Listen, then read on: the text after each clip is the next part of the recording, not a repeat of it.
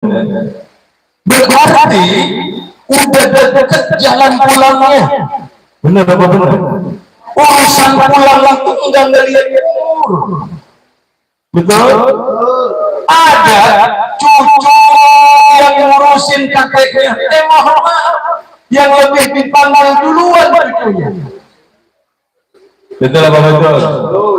Bisa jadi suaminya belakangan istrinya duluan. Bisa jadi istrinya duluan suaminya belakangan. Kira-kira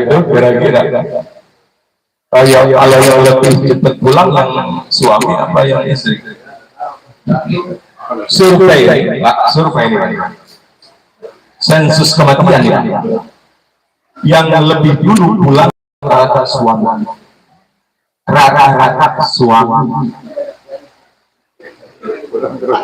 Rata-rata suami. Banyak jahat. Di Depok itu makin tahun makin bertambah. Dan di tahun 2025 itu tercatat ada 4.000 janda. Jadi yang lebih dulu disurvei ternyata suami lebih dulu Allah panggil. Tapi kembali lagi ukuran kematian akan melihat umur, tidak melihat muda tua. Betul? Karena kalau bicara kematian rahasianya 3 Pak. Rahasia tempat, rahasia waktu, rahasia umur. Ini 3.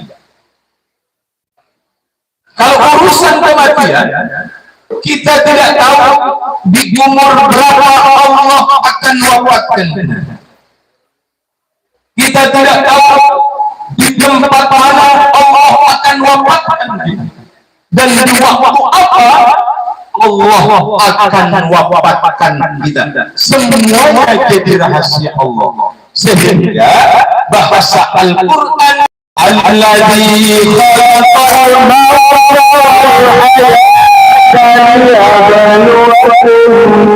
wal ayyukum ahsanu amala.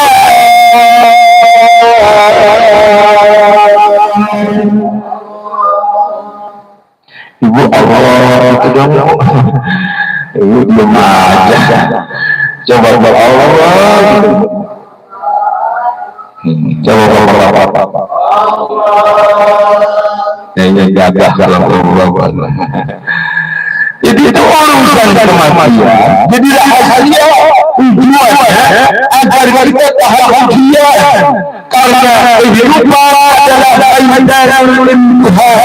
Tanpa ujian, lapangan ujian buat kita. Siapa besok yang paling bagus amal perbuatannya? Insya Allah kita termasuk orang-orang yang paling bagus amal ibadah kita semuanya. Insya Allah. Amin ya rabbal alamin. Rahasia tempat, rahasia umur Pak Nibani. Nih kalau bicara umur Nibani itu ada disebut Pak. Kalau orang umurnya sama, idza balagha addi arba'ina sanah. Ini khusus buat kita, khusus buat umur umat Muhammad. Kalau umur kita sampai di umur 40 tahun, afiyat as-salasah anil balaya. Allah akan bebaskan 3 musibah besar. Penyakit besar Allah bebaskan. Kalau umurnya sudah lewat 40 tahun. Penyakit belalang, penyakit kusta, penyakit gila, itu penyakit kalau umur 40 tahun lewat enggak bakal kena. Alhamdulillah. Bukan penyakit kusta, penyakitnya di zaman Nabi Isa yang susah banget obatnya. Kalau umur 40 tahun khusus buat kita, Allah obat 3 penyakit besar itu. Kalau kita masih hidup, di umur 50 tahun, kemudian Allah wafatkan kita di umur 50 tahun, hasabtuhu hisaban yasir. Kita akan dihisab, dihitung dengan hitungan yang paling ringan. Itu istimewanya jadi umat Nabi Muhammad. Kalau 50 tahun maka hitungannya yang tidak paling ringan di antara hitungan umat-umat terdahulu. Umur paling panjang itu umur siapa, Pak? Nabi siapa? Berapa Nabi umur?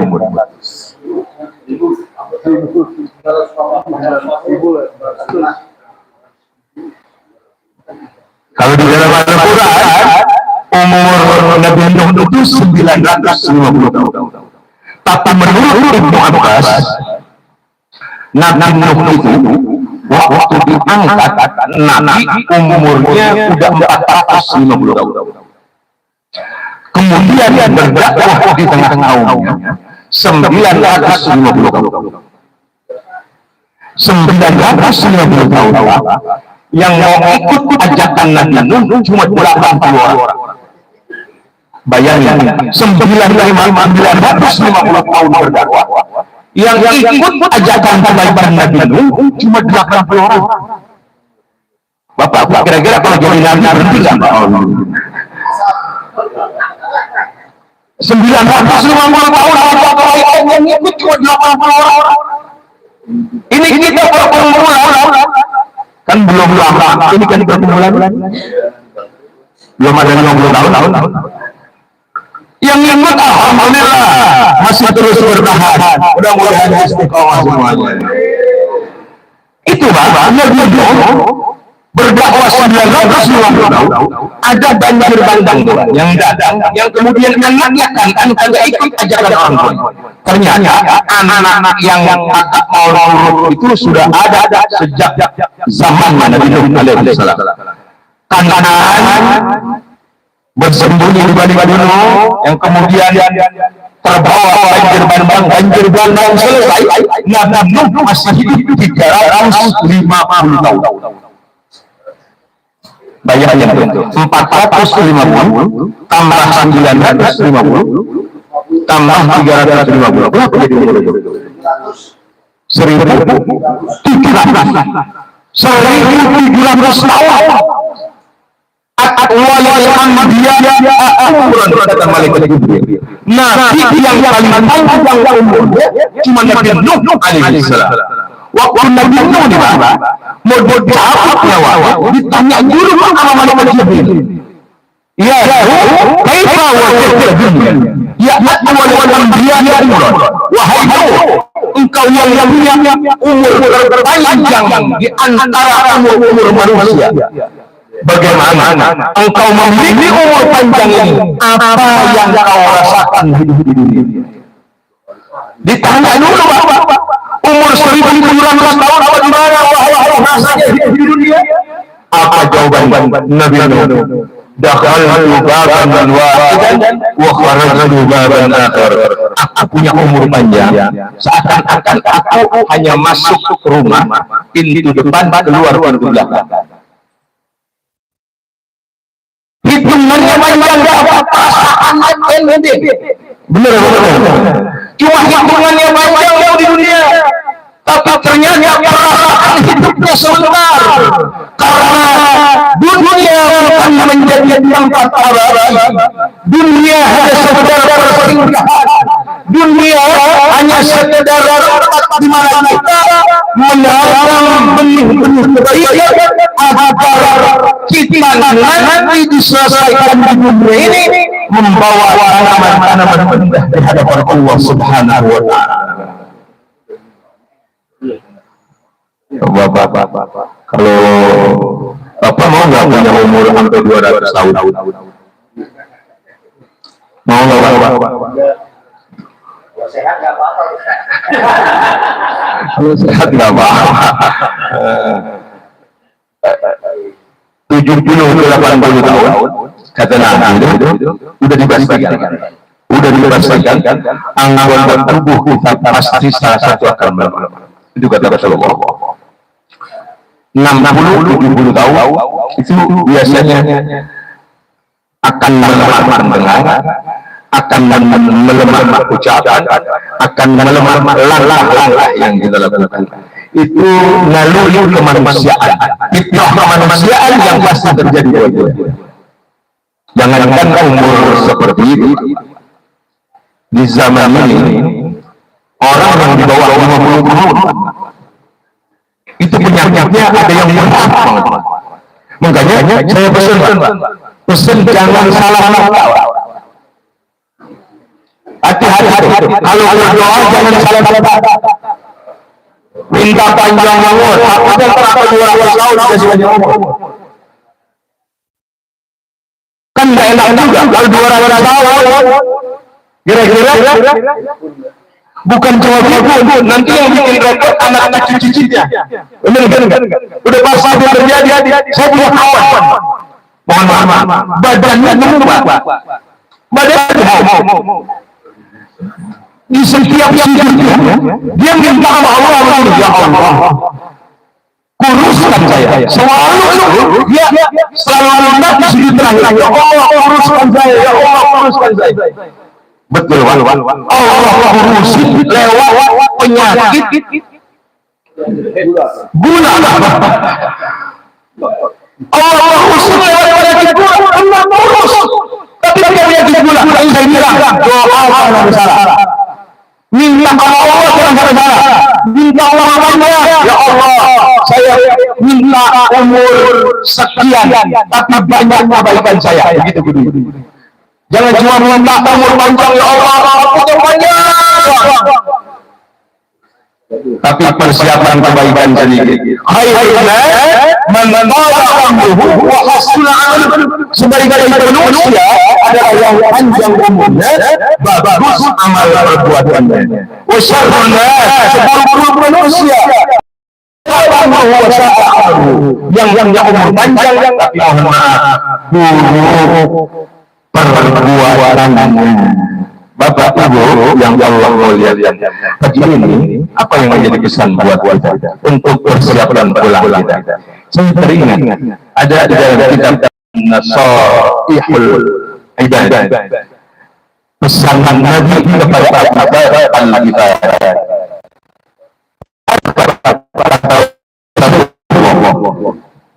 Wasiatnya kata Rasulullah, jadi di safina fa innal bahra amikun, bagusin perahu karena lautan itu dalam.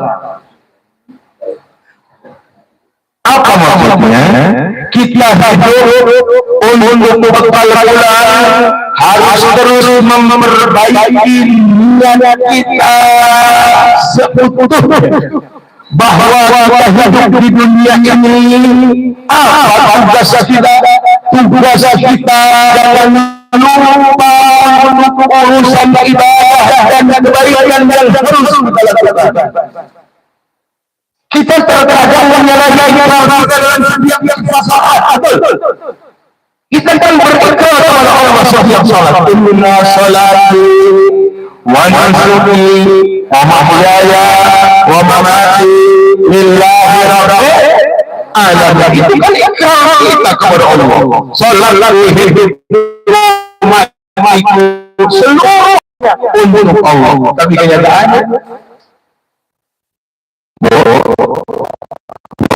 kenyataannya mohon maaf, banyak orang yang hanya mengejar dunia tapi melupakan perjalanan akhiratnya.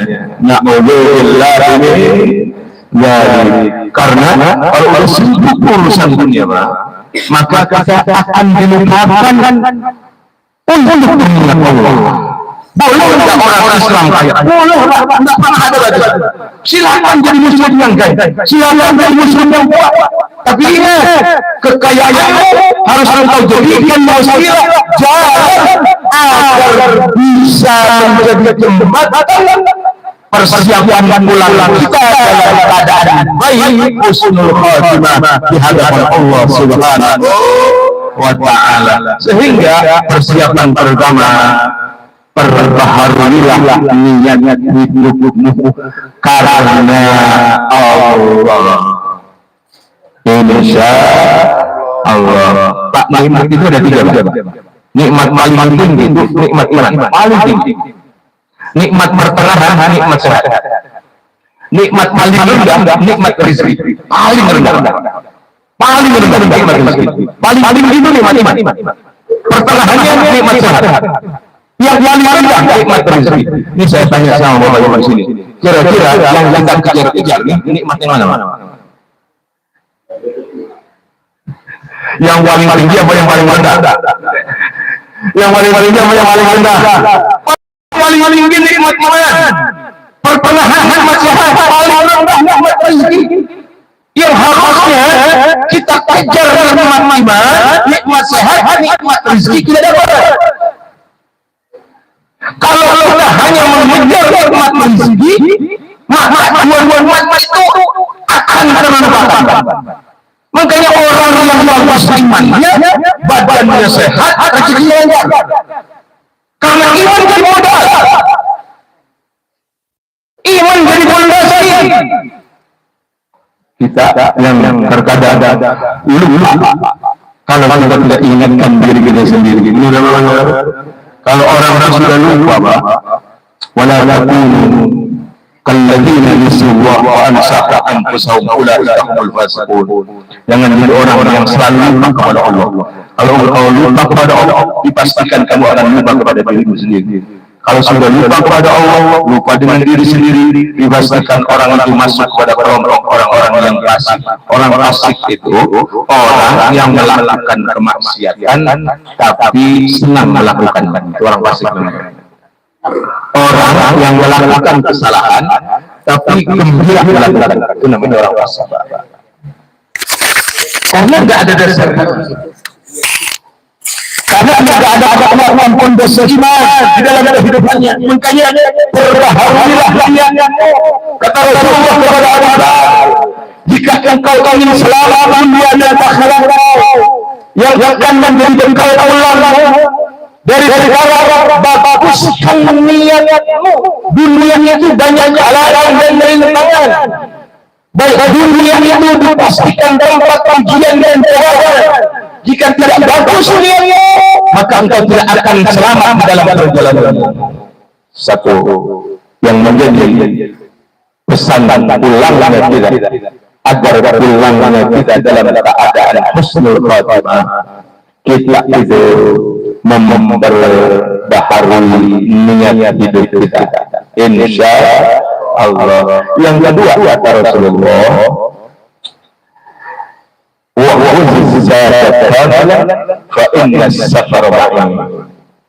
ambil bekal yang sempurna. Karena setelah kehidupan ini ada perjalanan yang begitu jauh, perjalanan yang begitu berat. Di saat kita wafat masuk kubur, cuma ada dua jalan. Jalan yang nikmat dan jalan yang azab. Azab kubur atau nikmat kubur. Cuma itu pilihannya, Pak. Kalau dalam kubur, Pak, kita itu selamat. Al-Azhar di Medan. Maka setelah itu kita akan mudah melalui. Tapi di saat kita masuk kubur kita berat. Maka asyadda di bawah tangga-tangga berikutnya pun akan berat kita lalui. Karena masuk kubur awal manazilil akhirah, baru rumah pertama menuju tangga akhirat. Ada tangga-tangga berikutnya akan kita lalui.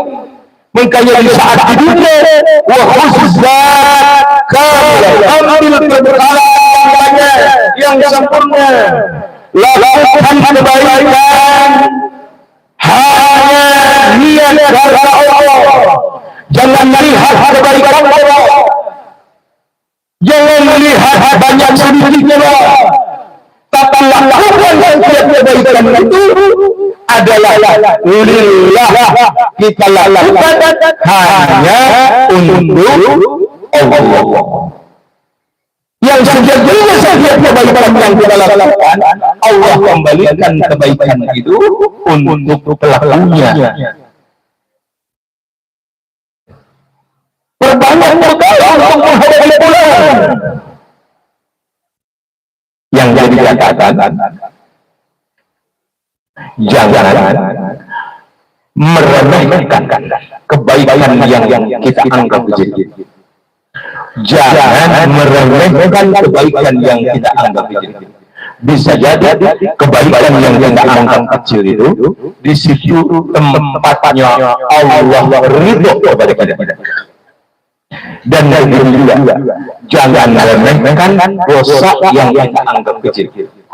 Bisa jadi dosa yang kita anggap kecil itu menjadi tempat murka kesadnya Allah untuk kita. Paham ini Bapak? Kayaknya kalau mangguk paham. Ini mangguk gimana kira-kira? Jadi kita kalau bicara bakal pulang, kita masing-masing takut apa senang, Pak? Takut apa senang, Pak? Takut, siapapun kalau di dalam urusan kematian pasti takut. Ada yang banyak bakal urusan ibadah. Karena kita nih, Pak, kita ini kan belum dipastikan orang-orang ahli kebaikan. Belum bisa dipastikan ahli ibadah. Kita hanya baca ciri, betul nggak? Ciri pelaku ibadah, ciri pelaku ibadah, ciri pelaku ahli Quran, baru cirinya. Belum punya kepastian apakah kita orang-orang yang betul ahli ibadah, apakah kita emang orang-orang ahli sedekah? Belum. Karena banyak orang ibadah, bukan ibadah karena sudah kujubnya. Benar. Makanya ibadah itu tidak dinilai dengannya. Ibadah itu sedikit tapi ada ikhlas di dalamnya. Ada Allah di dalamnya. Makanya tingkatan ibadah seorang itu ada tiga. Ini kayaknya makin panjang dengan ngomong. Udah jam 11 lah orang ini ya. Kayaknya yang benar lagi nih ya. Karena kan zuhurnya jam 11.39. Subuhnya jam 4 subuh. Masya Allah. Makin malam aja, Pak. Udah gitu saya selama kalau lapar kali, Pak. Begitu nanti ada terjawab. Oh ya, Masya Allah, luar biasa, saudara kita. Karena masuk lebar. Jadi orang lalu, kita dimohon maaf. Ini mohon maaf. Kita ini orang Islam kadang-kadang. Mohon maaf nih. Kadang kagak Islam itu hanya sekedar jadi semboyan. Mohon maaf. Jadi seharusnya orang Islam itu udah Islam ya Islam. Betul. Jangan saling membedakan. Apalagi ada perbedaan yang begitu besar yang pada akhirnya orang Islam dengan orang Islam saling bertentangan. Banyak muncul ke saat ini. Banyak muncul ke saat ini. Rasulullah sama orang Muslim begitu luar biasa kebaikannya. Makanya orang Islam yang baik itu mereka yang baik, yang hanya bukan satu agama, berbeda agama dia lebih baik. Itu Islam yang sesungguhnya. Kalau kita orang Islam, mohon maaf, tidak punya kebaikan yang lebih kepada saudara kita yang non Muslim, dianggap Islam kita tidak sempurna. Karena Islam bicaranya akhlak, ciri sempurna iman seseorang. Mungkin kita tidak kumpul. Ada saudara-saudara kita yang non Muslim, mereka saudara kita satu bangsa. Mereka saudara kita yang harus kita rangkul. apapun kondisinya. Ibu bertetangga, mohon maaf, dengan saudara-saudara yang non-muslim, wajib untuk terus berbagi. Jangan pernah membedakan. Kalau kita masih membedakan, belum ada iman sempurna di dalam kalbu kita. Karena Islam, wa ma arsalnaka illa rahmatan lil alamin. Islam itu harus muncul dengan penuh cinta dan rasa kasih sayang. Sehingga ada tiga tingkatan orang ibadah. Ada orang ibadah karena takut masuk neraka, itu tingkatan paling rendah. Ada orang ibadah berharap rahmat Allah sehingga dia dimasukkan ke dalam surga. Bapak mau masuk surga enggak, Pak? Pak. Mau masuk surga enggak? Kira-kira besok masuk surga ketemu istri lagi enggak? Mau enggak ketemu istri lagi? Suami itu kalau masuk surga disiapkan Allah 72 bidadari surga. Kira-kira kalau istri kita masuk surga juga, kita tetap milih istri apa milih bidadari? Jujur. Bohong.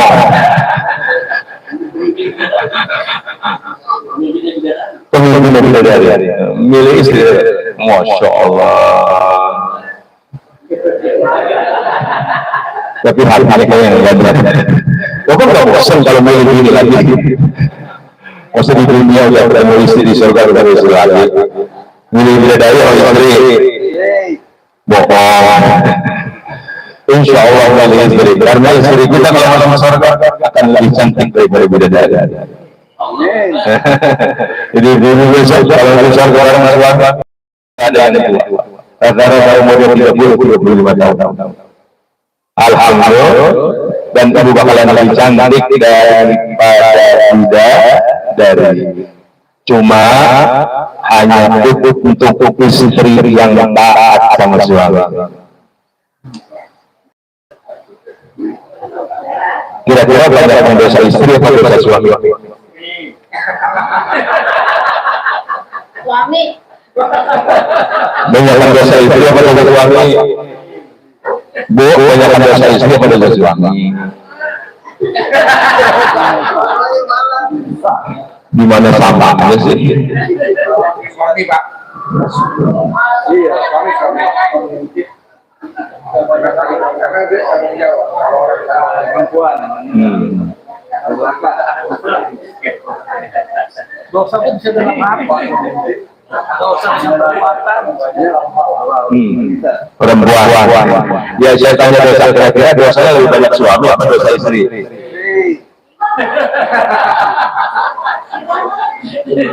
Oh, sedang suami lah. Yang sering bohong suami apa istri? Suami.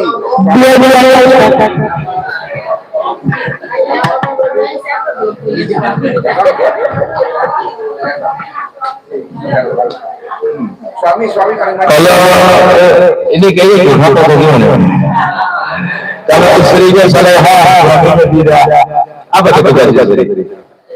Kata Rasulullah, kalau menemukan seorang suami yang belum saleh, belum saleh, tapi istrinya salehah, maka kewajiban seorang istri bisa beri perbanyak sabar. Karena seorang istri yang sabar atas kekurangan suaminya, banyak masrun fil jannah. Itu seorang istri nanti akan dibangunkan istana di dalam surga. Makanya jadi istri harus sabar, betul. Tapi suami juga harus tahu diri, betul nggak? Benar. Suami juga harus sabar. Kira-kira yang lebih banyak bicara itu suami atau istri? Bu. Ibu kenapa sih dosa itu bisa seharusnya dikatakan Imam Syafi'i? Seorang istri itu tidak boleh melakukan apa-apa. Tidak boleh masak, tidak boleh gosok baju suami, tidak boleh nyuci, nggak boleh. Itu semua harus tugas suami, itu kata Imam Syafi'i. Tugas istri cuma satu, hanya taat kepada suami. Kalau suami nyuruh gosok, masa kita mau taat? Jadi itu ibadah lagi. Ibadah itu ada ibadah yang orang itu karena takut neraka, level paling rendah. Ada level kedua itu orang melakukan ibadah berharap rahmat Allah masuk surga. Ibadah paling tinggi itu, orang yang melakukan ibadah bukan karena takut neraka, bukan karena ingin masuk surga, tapi bil mahabbati, dia melakukan ibadah dan kebaikan karena dengan dasar cinta. Jadi cinta itu menjadi iman tertinggi. Sempurnanya iman seseorang karena adanya cintanya. Ibu cinta nggak sama suami? Bu, ibu cinta nggak sama suami? Dulu. Bapak cinta nggak sama istri, Pak? Alhamdulillah. Jadi kembali lagi, persiapkan pulang yang berikutnya. Wa khafifil himla fa innal aquda fa innal aqabata ta'udun. Ringankan bawaannya, jangan berat-berat karena menanjaknya itu perjalanannya akan semakin sulit. Maksudnya silakan terus memilih bahwa jalan yang kita lakukan di dalamnya ada niat karena Allah, di dalamnya ada bekal yang baik yang kita kumpulkan, tinggalkan yang memberatkan. Kalau itu sudah kita lakukan, insya Allah waktunya kita dalam keadaan istighfar. Amin ya rabbal alamin. Sepertinya cukup waktunya karena ada jam 11:20 menit. Ada pertanyaan atau bagaimana? Izin, Pak Ustadz, nanti sedikit ada tambahan bahwa dari kami ini juga ada yang sebagai pengumuman juga jadi akan ada tambahan. Saya mungkin bertanya jawab. Ya, mungkin ini saya sampaikan. Mohon maaf lahir batin. Insyaallah lain waktu bisa bertemu kembali. Ada Allah yang main. Assalamualaikum warahmatullahi wabarakatuh. Terima kasih kepada Abang Taufik Rahman menambahkan. Kenapa? Belum tutup. Kan DPR juga belum.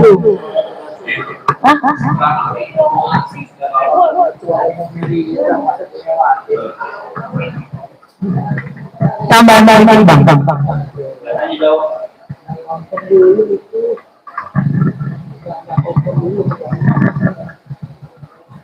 Alhamdulillah. Assalamualaikum warahmatullahi wabarakatuh. Alhamdulillah, tadi sudah disampaikan tausiah buat kita semua dari Pak Kiai. Saya menambahkan sedikit. Di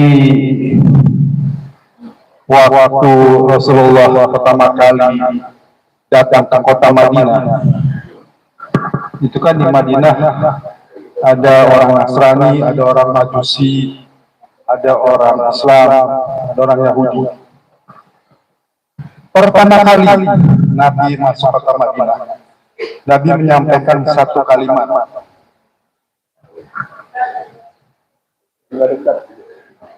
Ya ayuhan nas, afshus salam, it'amu ta'am, wasilul arham, wasilul lail, wa niyamun nas. Wahai manusia, tebarkan salam. Ini tebarkan salam itu sering orang menafsirkan banyak menyampaikan salam. Itu tidak salah. Ya. Tapi ada ulama menafsirkan tebarkan salam itu bangun lingkungan masyarakat yang aman, yang nyaman, damai dan bisa menyelamatkan. Kalau di perusahaan mungkin bangun corporate culture. Kalau organisasi bangun organizational culture. Nah, IKPP harus membangun organisasi culture. Mulainya dari mana? Mulainya dari saling mendoakan. Kita ini harus saling mendoakan. Absus salam secara bahasa tebarkan salam. Itu kan maksud supaya saling menyelamatkan. Tapi sayangnya orang Islam tidak menghayati salam. Saya nggak mendengar tadi waalaikumsalam. Waalaikumsalam. Itu kata Ustaz Abdul Somad salah. Harusnya waalaikumsalam atau waalaikumsalam. Karena assalam itu nama Allah. Waalaikumsalam atas kalianlah dari Allah, dan Allah itulah penyelamat atas rahmat dan barokah. Lafaznya kurang tepat kalau aku Somad salah. Kedua, tidak ada improvisasi kita berdoa. Hampir tidak ada. Kebanyakan ada juga kita tidak tahu. Ya, sama aja bilang huyem orang Belanda, Sobal orang Arab, selamat pagi orang Islam, Assalamualaikum orang Islam. Tapi makna doa menyelamatkan. Kenapa? Karena Rasulullah mengatakan al-muslimu man salima muslimuna biyadihi wal lisan. Orang Islam harus menyelamatkan orang Islam lainnya dengan tangan dan lisan. Nah, salam itu adalah lisan. Jadi marilah kita kalau salam itu sungguh-sungguh berdoa. Dua satu lagi nanti kapan-kapan kita salam. Yang kedua, memberi makan manusia. Ya, memberikan manusia itu ada dua. Ada jasmani, ada rohani. Jasmani itu panca indera, pernapasan, peredaran darah, tulang, daging, cukup jasmani. Sedangkan roh itu sangat luas. Sedangkan unsurnya empat: akal, hati, hawa, dan fitrah. Itu unsur-unsur ruh. Nah, alhamdulillah IKPP ini dengan program ini makanan rohani. Kalau makan jasmani sedang dibagikan, itu sehat jasmani dan kita sehat rohani. Ya. Itu absus salam, wa ta'am. Yang ketiga silul arham. Jadi kalau bahasa manajemen orang-orang bangun networking. Jadi ya KPP harus networking untuk kebaikan KPP dan keluarga. Terakhir, membangun kekuatan spiritual. Sungguh wilayah, teman-teman sekalian, jangan pernah tinggalkan sholat malam, walaupun cuma 1 rakaat sholat witir. Nggak bisa bangun malam, selesai sholat isya, langsung sholat malam terus witir. Kalau bisa bangun malam itu lebih utama. Tapi intinya jangan tinggalkan sholat malam. Karena bagi Nabi itu saja itu wajib. Kalau kita lihat sekarang. Jadi kesimpulan, simpel. Mari kita bangun lingkungan masyarakat kita, lingkungan keluarga kita, lingkungan organisasi kita yang bisa aman, nyaman, damai, mulai dari saling mendoakan. Termasuk doa, jangan malas. Di WA ASS, WRWD itu malas. Bunyikan aja. Assalamualaikum minimal. Assalamualaikum warahmatullahi wabarakatuh. Itu doa. Ya. Insya Allah. Yang kedua tadi program yang lebih bagus tuh. Kita beri makan jasmani pada tempura dan beri makan rohani, akal, hati, hawa, dan fitrah dengan siraman rohani, dan setelah itu orang lain kita berikan bantuan termasuk kita mutoaf. Tadi sudah ada program yang dapat jatuh. Yang ketiga, silaturahim. Silaturahim itu asalnya kalau hubungan keluarga, pertalian darah atau pernikahan. Kalau bukan hubungan itu namanya silaturahim. Silaturahim. Kalau sama muslim namanya ukhuwah Islamiyah. Kalau sama bangsa namanya ukhuwah wataniyah. Kalau sama makhluk ukhuwah syariah. Itu punya nilainya semua. Maka ini adalah silul arham, membangun networking. Terakhir, membangun kekuatan spiritual dengan sholat malam. Mudah-mudahan bermanfaat buat kita semua. Kami cukupkan insyaallah, dan waktu kita sambung lebih dalam dengan perbaikan jasa dan rahmat. Terima kasih. Bila daya. Assalamualaikum warahmatullahi wabarakatuh. Terima kasih Bang Taufik yang sudah menambahkan untuk tausiah kajian pengajian kita pada hari ini.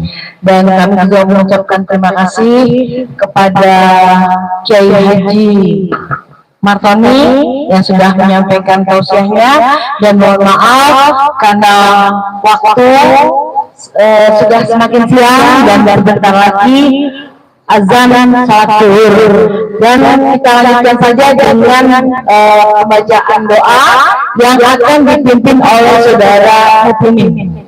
Dipersilakan. Sebelum doa, kami bagikan ada buku zikir pagi petang, mohon dibaca ya, karena memang itu penting sekali.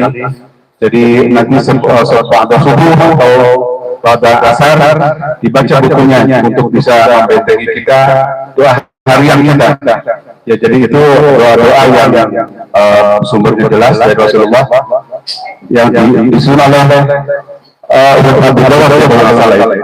Ya, Abu Dawud rahimahullah. Jadi mohon jadi oleh kita semua dibawa ke rumah, dan itu menjadi benteng bagi kehidupan kita sehari-hari. Makasih. Assalamualaikum warahmatullahi wabarakatuh. Baik. Saya persilakan kepada saudara Mupimin untuk memimpin doa.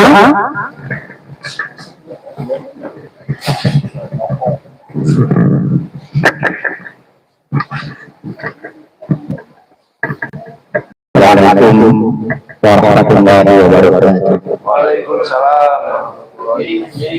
Hadirin hadirat sekalian, sebelum kita berdoa, mari kita sama-sama mendoakan keluarga kita yang sudah mendahului kita. Semoga para leluhur kita semua kebaikannya diterima oleh Allah Subhanahu wa taala, kesalahannya diampuni, dan mudah-mudahan dikuburnya diluaskan dan nanti beliau berakhir semuanya masuk surga Allah Subhanahu wa taala. Ala hadirin wa ala alihi wa sahbihi ila hadratin Nabi Mustafa Rasulullah sallallahu alaihi wasallam wa alihi wa sahbihi wa dhurriyyatihi wa qarabatihi wa ahli baitihi syai'an lillahi lahum al-fatihah. Alhamdulillah rabbil alamin arrahmanir rahim maliki yaumiddin iyyaka na'budu wa iyyaka nasta'in ihdinas siratal mustaqim siratal ladzina an'amta 'alaihim ghairil maghdubi 'alaihim waladdallin amin amin ya rabbal alamin. Wa ila hadratil ikhwani minal anbiya'i wal mursalin was-sahabati wat-tabi'in wat-tabi'in ma'hum bi ihsanin ila yaumiddin, khususan sayyidina Syekh Qadir Jilani wa ila hadratil jami'il quburi wal mu'minin wal mu'minat wal mu'minin wal mu'minat. Mohon disebutkan nama-nama ahli keluarga kita.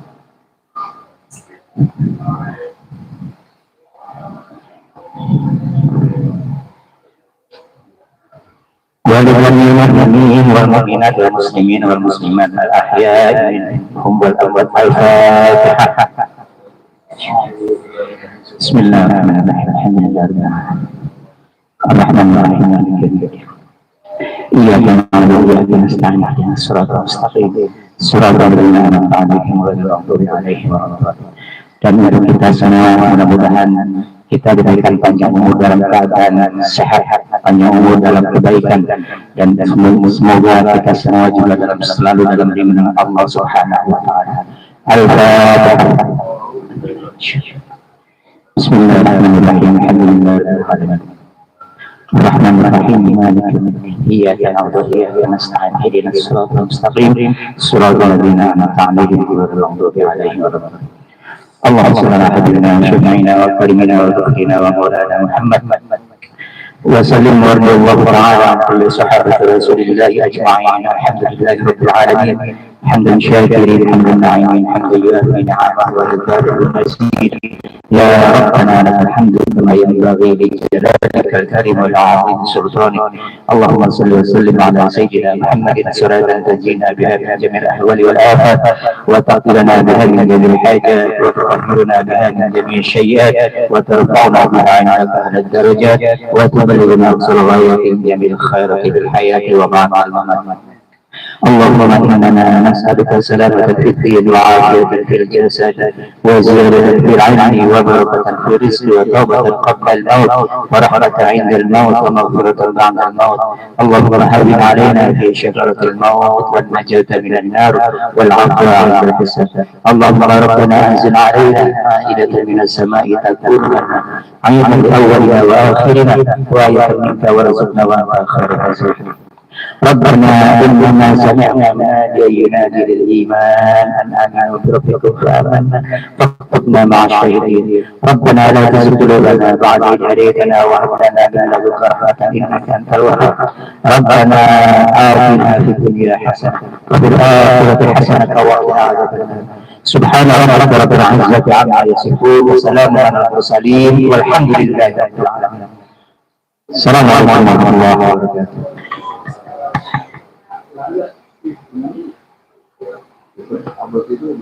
Terima kasih. Baiklah Bapak Ibu sekalian yang saya hormati, dengan berakhirnya doa oleh saudara Muhtimin yang dipimpin oleh saudara Muhtimin, maka berakhir pula kegiatan kita pada hari ini.